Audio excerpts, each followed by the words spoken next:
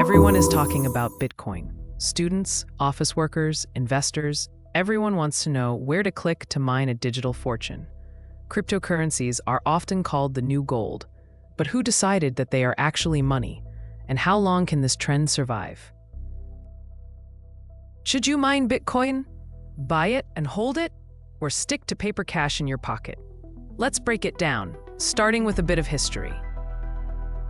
Bitcoin was introduced in 2008, and the first block was created in 2009. We know the creator under the name Satoshi Nakamoto, but no one knows who that actually is. Even people who exchanged messages with Satoshi have never met them in person. It's a situation similar to Shakespeare. Satoshi may not even be one person, but an entire group of programmers. Over the years, Bitcoin's authorship has been attributed to many people, including computer scientist Nick Szabo and, of course, Elon Musk. Both denied it. In 2014, journalists identified a Japanese-American IT specialist named Dorian Satoshi Nakamoto living in California. While the media debated, the real Satoshi's account on a cryptography forum suddenly became active after 5 years of silence and stated that he was not Dorian Nakamoto. Whether that account was genuine or hacked remains unclear. The mystery continues. But what we do know is this. When Bitcoin first appeared, mining could be done on a regular home computer. Back then, Bitcoin's value reflected that simplicity. $1 was worth about 1,500 Bitcoins. At that point, working a regular office job made far more sense than chasing invisible coins. The first real-world purchase using Bitcoin happened in 2010. 2 pizzas were bought by miner Laszlo Hanyecz for 10,000 Bitcoins.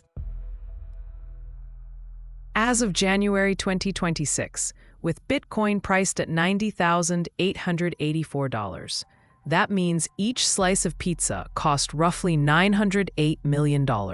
Think about that. So should you rush to mine Bitcoin now? Mining today is less like a puzzle and more like an arms race. Success depends not on intelligence, but on computing power. A small mining rig might still be affordable for an average American, costing a few $100s per month in electricity, but its output is practically negligible. Large-scale mining farms that actually generate profit consume massive amounts of power. Their monthly electricity bills alone can reach hundreds of thousands of dollars.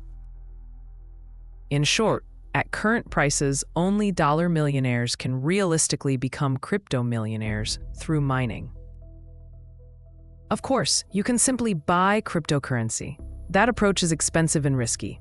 But if owning digital assets has always been your dream, newer cryptocurrencies are far more accessible. One Ethereum costs a few $1,000s. Litecoin costs even less. There are over 1,000 cryptocurrencies in existence, and new ones appear almost daily. In fact, anyone can create one. If enough people agree that a token has value and agree on its price, it can enter circulation. So why does any of this work at all?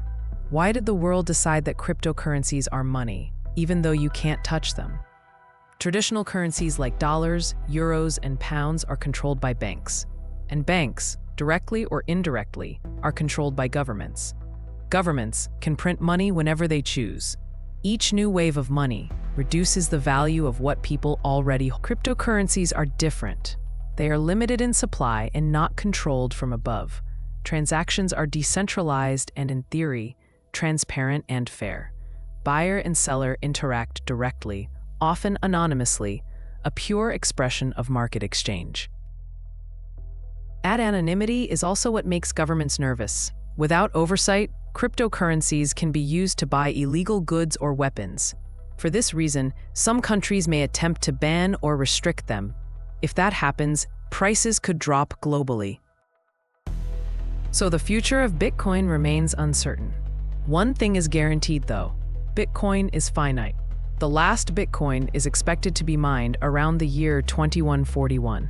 What happens next? We'll find out.